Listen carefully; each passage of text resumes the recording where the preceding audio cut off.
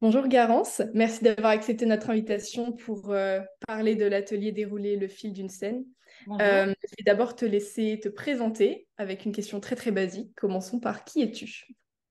Bonjour, donc je m'appelle Garance Meillon, je suis scénariste, réalisatrice et romancière et j'ai écrit 4 romans. Le dernier qui s'appelle La langue de l'ennemi est paru en mars dernier, donc en mars 2023, chez Gallimard dans la collection L'Arpenteur. Voilà. Très bien. Alors je vais te poser une question un petit peu plus précise. Depuis quand écris-tu? Alors j'écris depuis que je sais écrire, c'est-à-dire depuis toujours en fait, enfin depuis très petite. J'ai commencé par des petites nouvelles, par des poèmes, et il m'a fallu un certain temps avant de trouver, disons, mon style, ma façon d'écrire. Mais j'écris vraiment, ça a toujours suivi ma vie, en fait. J'ai vraiment toujours écrit avec très peu de pauses parce que j'alterne entre l'écriture de scénario et l'écriture de roman. Donc, d'une façon ou d'une autre, dans ma vie, je suis toujours en train d'écrire. D'accord. Est-ce qu'on peut te demander enfin, quel est un de tes livres de chevet?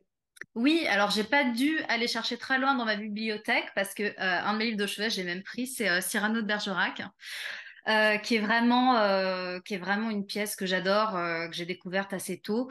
Et en fait, la raison pour laquelle j'ai choisi cette pièce, c'est parce que à chaque fois que je la lis ou à chaque fois que je la vois sur scène, j'ai toujours la même émotion. C'est-à-dire que c'est vraiment une émotion qui est complètement inaltérée au fil des lectures et des représentations, ce qui est quand même assez rare parce que souvent les choses ont tendance à s'émousser.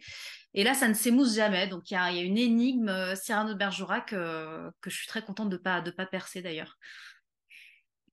J'aime beaucoup cette approche, ça donne vraiment envie de redécouvrir. Alors, on va un petit peu s'éloigner de Cyrano. Est-ce que je peux te demander quel est l'un de tes artistes favoris?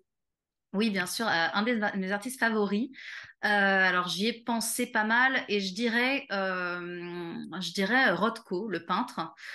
Parce que j'ai essayé de réfléchir à pourquoi et en fait parce que je me suis rendu compte que Rothko, une œuvre de Rothko, c'est un peu le contraire d'un livre en fait, dans le sens où pour vraiment la ressentir, on est vraiment obligé d'être sur place, c'est-à-dire qu'aucune reproduction ne lui fait justice, comme beaucoup d'autres œuvres, mais vraiment pour Rothko, je trouve ça particulièrement percutant.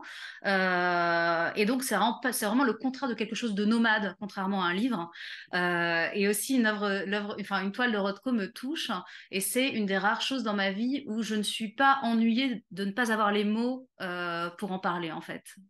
Alors du coup, je vais me permettre de refocaliser sur les mots et sur l'atelier en question, dérouler le fil d'une scène.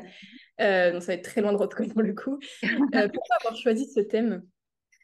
Alors ce thème m'est venu parce que j'ai réfléchi à ma façon d'écrire qui est tout à fait personnelle. Et en fait, moi, quand j'écris, je suis mes visions. Alors, Rimbaud disait fixer des vertiges.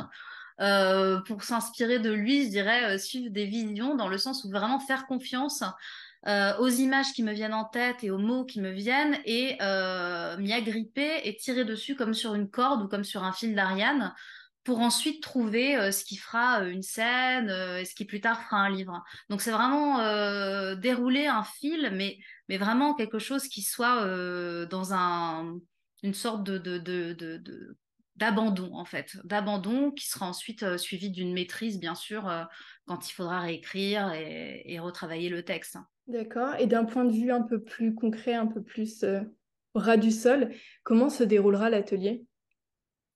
Bah, c'est un atelier donc qui tend à vraiment à trouver à trouver sa forme d'écriture, enfin à trouver sa façon d'écrire. Qu'est-ce qui va débloquer pour pouvoir écrire plus tard.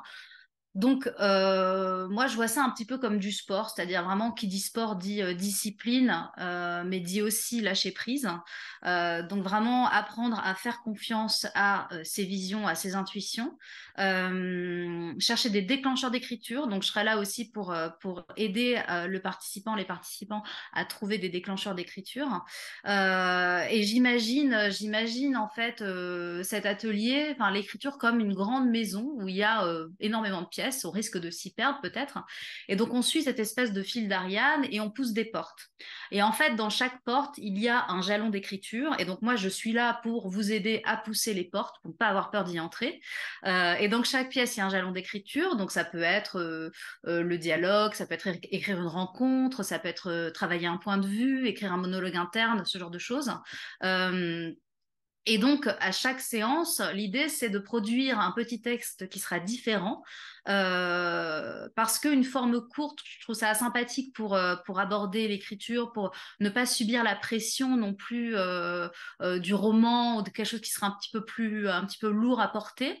Donc vraiment une forme courte, et peut-être vers la toute fin de l'atelier, retravailler un texte, et donc cette fois-ci vraiment retravailler le style. Mais là, vraiment, ça va être des petits exercices différents à chaque fois sur justement ces jalons d'écriture qui plus tard, bien sûr, pourront donner des outils pour écrire quelque chose de plus long comme une nouvelle ou un roman, quoi. Très bien. Tu parles beaucoup de petits exercices. Est-ce qu'on peut te demander de déjà nous en dévoiler un ou une contrainte d'écriture que tu vas donner aux participants? Oui, alors pour les exercices, on pourra partir soit de consignes que je donnerai, on pourra partir de textes aussi, on pourra aussi partir d'images. Et par exemple, une des consignes, ça pourrait être, je donnerai aux participants une image et je leur dirai d'imaginer une scène à partir de cette image, donc en respectant certaines données, on va dire, qui seront dans l'image.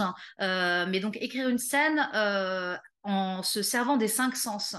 Parce que le sens le plus évident, ce serait évidemment la vue, mais ce serait un petit peu trop facile. Donc, c'est utiliser tous les sens qui seront à notre disposition pour vraiment faire ressentir quelque chose que nous, on aura juste vu sous forme d'image, hein. Super. Bah, merci beaucoup. Merci beaucoup.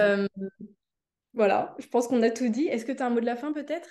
Bah écoutez, je me réjouis de donner cet atelier, de parler d'écriture, et je me montrerai aussi extrêmement ouverte pendant les séances. Il n'y aura pas du tout de rigidité par rapport au dialogue. Et bien sûr, dans un dernier temps dans l'atelier, on verra tous les textes ensemble et on en discutera. Donc ce sera vraiment, j'espère, un atelier complet. Super. Merci beaucoup pour ces explications, Merci. Garance. À bientôt. À bientôt.